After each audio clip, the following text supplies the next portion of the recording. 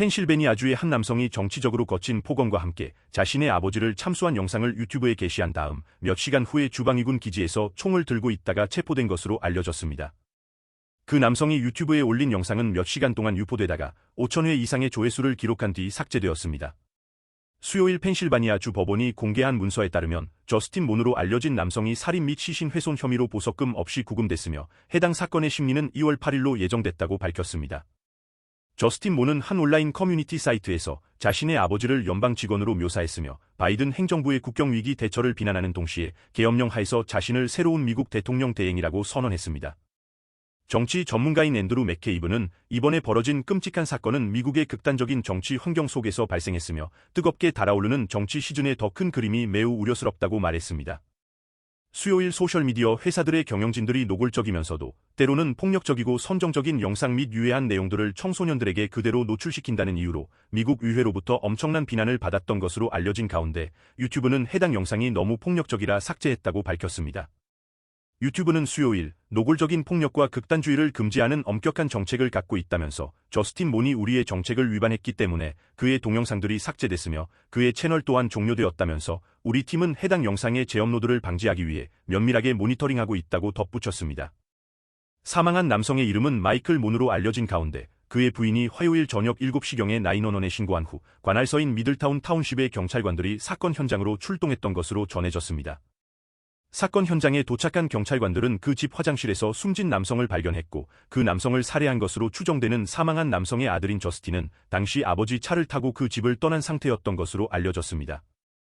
당시 경찰관들은 밀림에서 나무가지나 우거진 풀을 자를 때 사용되는 큰 칼인 마체테와 대형 부엌칼을 그 남성이 숨져있는 화장실에서 발견했으며 1층 화장실 옆에 침실 안에 있던 조리 냄비 안에서는 비닐봉지 안에 쌓여있는 사망한 남성의 머리를 발견했다고 밝혔습니다. 경찰 관계자들은 피해자의 아들이자 살인범으로 추정되는 저스틴 몬이 유튜브에 게시한 영상을 인용하면서 해당 유튜브 영상에서 그는 투명하고 피 묻은 비닐봉지 안에 사람 머리로 보이는 것을 들고 있었으며 20년 넘게 연방 직원으로 근무한 아버지가 조국의 반역자라는 말을 했다고 밝혔습니다.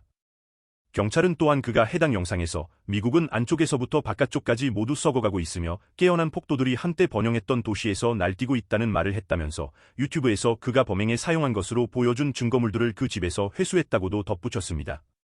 집에서 아버지 차를 타고 100마일 이상을 운전한 저스틴 몬은 총을 들고 펜실베니아 주 방위군 기지에 침입했지만 화요일 저녁 9시 25분경 펜실바니아 주 방위군 본부의 포트 인디언타운 갭 기지에 구금됐다고 주 방위군 대변인인 안젤라 왓슨이 밝혔습니다. 왓슨은 그는 당시 무장하고 있었지만 체포에 저항하지 않았으며 그가 왜 방위군 기지에 침입했는지에 대해서는 아직 확실하게 밝혀진 바가 없다고 말했습니다. 2016년 콜로라도 스프링스에 있는 콜로라도 대학의 저스틴 몬이 재학할 당시 그의 룸메이트였던 데이비스 레반은 그는 항상 정부가 자신을 잡으러 온다는 말을 했다고 밝혔습니다. 그러면서 레반은 당시 그는 매우 문제가 있었던 것처럼 보였고 항상 정부가 그를 잡는다는 막연한 생각을 이야기하곤 했으며 왜 그런지에 대한 구체적인 예는 결코 제시하지 못해 나는 그가 하는 말을 무시하거나 진지하게 받아들이지 않았다고 말했습니다.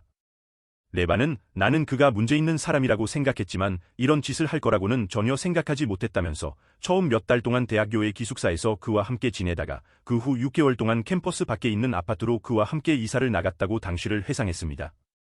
그는 계속해서 그런데 그는 어느 시점에선가 히스테리성 발작을 일으키고 아파트를 부수었다면서 그가 발작을 일으킬 때 나는 그 장소에 없었기 때문에 왜 그가 그렇게 발작했는지에 대해서는 잘 모르겠다고 말했습니다. 그 후 레반은 2016년 11월 그 아파트에서 이사를 나왔다고 덧붙였습니다. 이번 사건이 발생하게 된 구체적인 동기를 밝혀내기 위해 수사당국의 노력이 진행되고 있는 가운데 전문가들은 그가 정치적 동기를 가지고 이러한 끔찍한 사건을 저질렀다는 몇 가지 가설을 제기하고 있습니다.